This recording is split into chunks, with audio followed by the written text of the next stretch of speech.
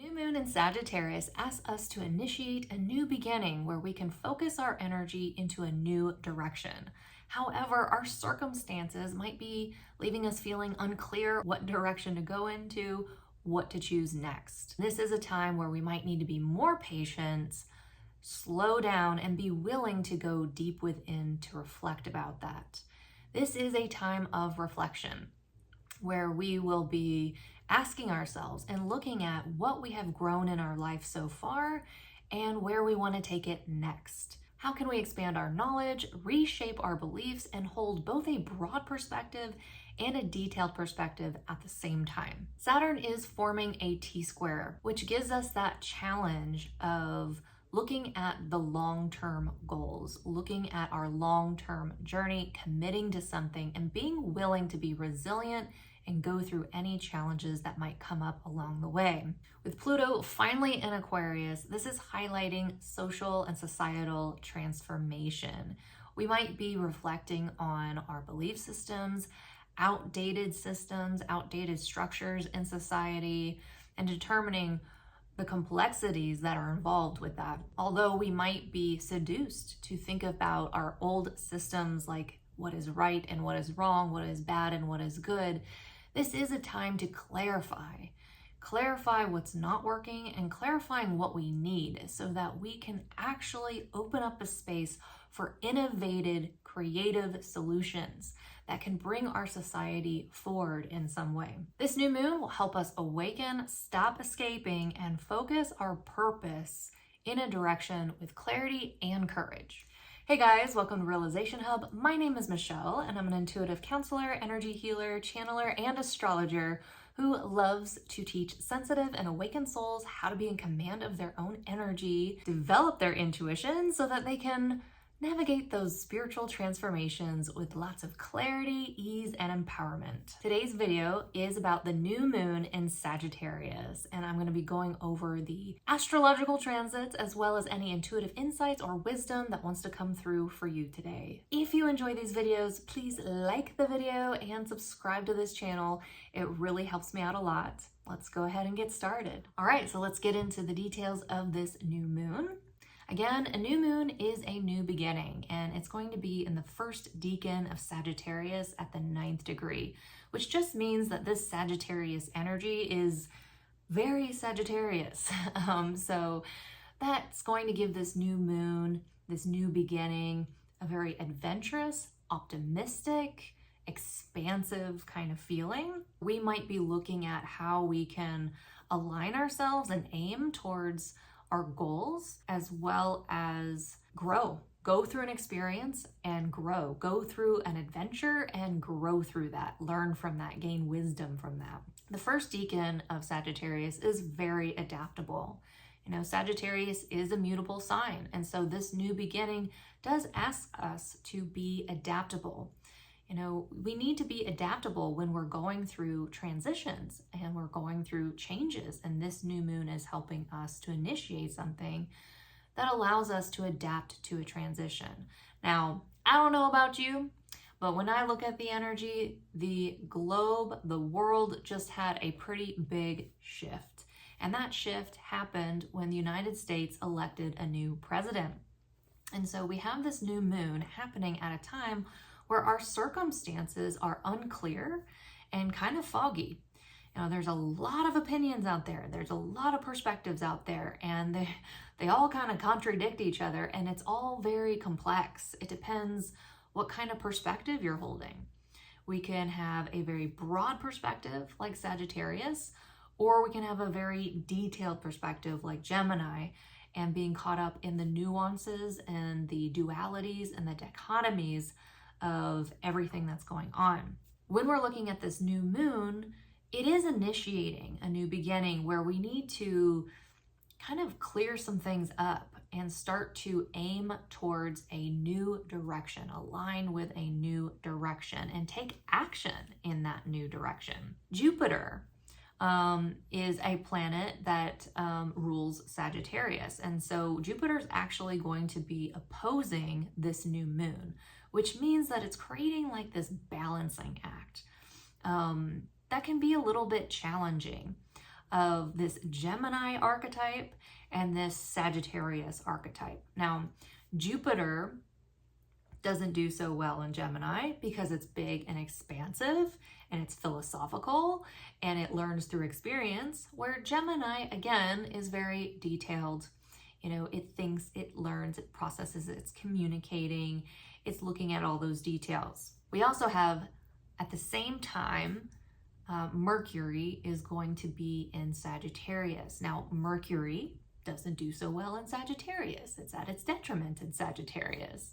And so with Mercury in Sagittarius going retrograde, and also Mercury opposing Jupiter, which is also retrograde, this could be a time where we're really going deep within to reflect. It could be a time where we're really reworking our communication. It could be a time where we're really reframing our beliefs, where we're having to learn something new, okay, for the sake of growth, for the sake of embracing new opportunities, for the sake of the adventure that we're on, or the journey that we're on, or the new direction that we may need to go in.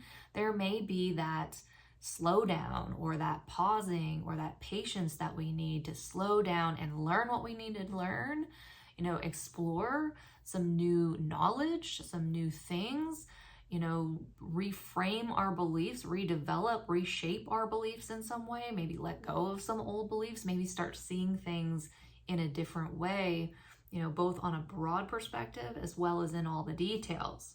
Now, even though Jupiter doesn't do so well in Gemini and Mercury doesn't do so well in Sagittarius, they are in opposition with each other, and they're also in a mutual reception, which just means that they're helping each other more. And so although this is can bring up kind of like this balancing act between, you know, the details and the broad perspective and the complexities and the overall experience, it is kind of helping us in some way, helping us process something, helping us rework something, helping us go back and redo something. We do have Saturn. Saturn is going to be in Pisces. It's direct, and it's going to be in a T-square with this new moon and Jupiter. And so Jupiter likes to expand, Saturn likes to restrict. And so with all this, you know, Mercury and Jupiter in retrograde and Saturn squaring Jupiter and this new moon, it's a little bit that time where we might want to shoot forward on some level, but we really have to hold ourselves back at this time. We have to be more patient. We have to be willing to slow down. And it's actually really important to go through a reflection process, to rework something within us at this time. So in December, it's, you know, that transition from fall to winter, and it's going to be a beautiful time to go inwards and reflect. If you stop feeling, you know, social, if you struggle to feel extroverted, if you have a lot on your mind that you need to process, you're in the right boat, you know, like you might want to go with these energies at this time. It's act like it's winter and it's snowing outside. Just stay inside and go through a reflection process. Work on some things within you, you know, reevaluate some things, question your beliefs, you know, embrace new opportunities, embrace new learning if you need to, so that you can actually choose a new direction. You know, this new moon is in a trine with the North Node. That means there's this natural and easy and even fast flow of energy into a new direction. You know, the North Node is in Aries. Aries is all about our individuality, where we're self-focused, and the North Node is a new direction, something that we haven't done before, something that needs to be developed, you know, something new that's being developed, where we might feel more energized. And there's a natural flow in that direction. So this could be a time where we're really starting to go into a new direction, into the unknown on a very individual level.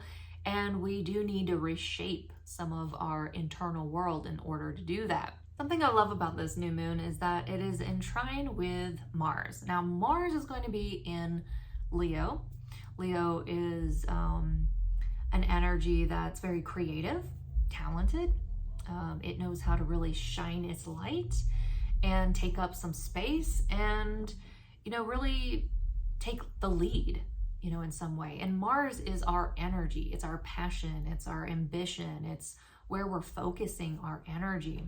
Really, what this reminds me of is kind of like that scene in the never-ending story with Atreyu. It's like he's been called, to like a council, and chosen to be like this kind of like young warrior or this child warrior that is chosen to go on this big adventurous mission.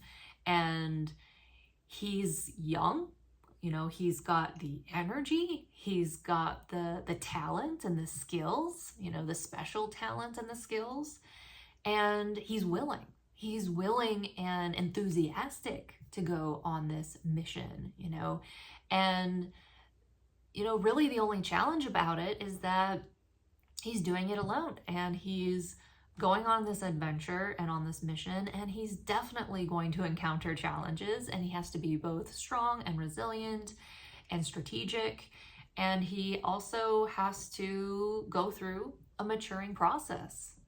He has to learn from his mistakes. So I really feel that with this new moon, like there's this new beginning that we might feel like we have some kind of enthusiasm for. We might be passionate about it. We might be enthusiastic about it. We might have optimism about it. We might feel like we have the energy to start it,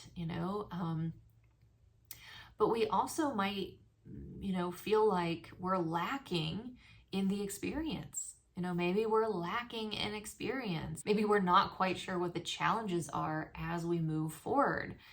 But nonetheless, we begin this journey. We begin this adventure. We take our enthusiasm, our optimism, our skills, and our talent, and we move forward and we embrace those challenges, and we're committed to the end result. Now, that is the energy of this new moon for sure. Jupiter is also going to be in a sextile with Chiron, the wounded healer. So we might have to confront some of our own limitations. Maybe we lack the bravery, or maybe we feel like we just can't get started. Maybe we've just been procrastinating, or maybe we're just scared. We're scared of the unknown. Our relationship to the unknown is giving us cold feet in some way.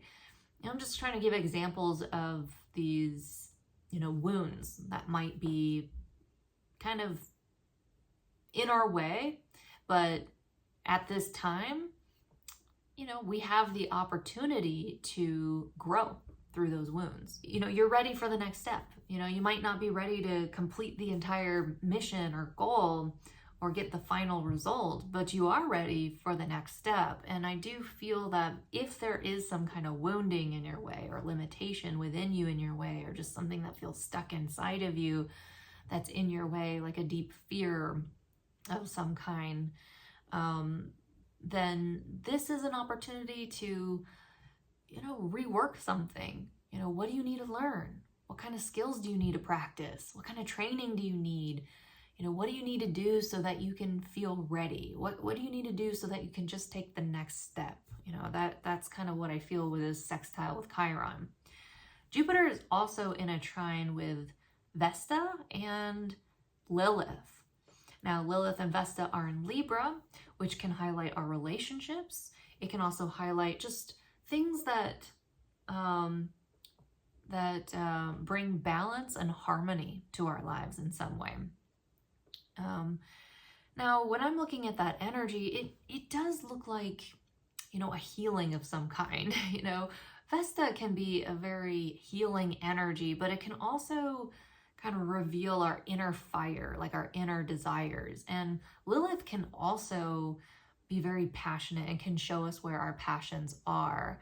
And I think that there's this very sparkly kind of energy to this trine, where maybe we're looking at something that just really grabs our attention. It's kind of like if you were, hiking through a forest and you suddenly saw like a sparkly castle in the distance. You know, it's like, ooh, wow, that really stands out to me.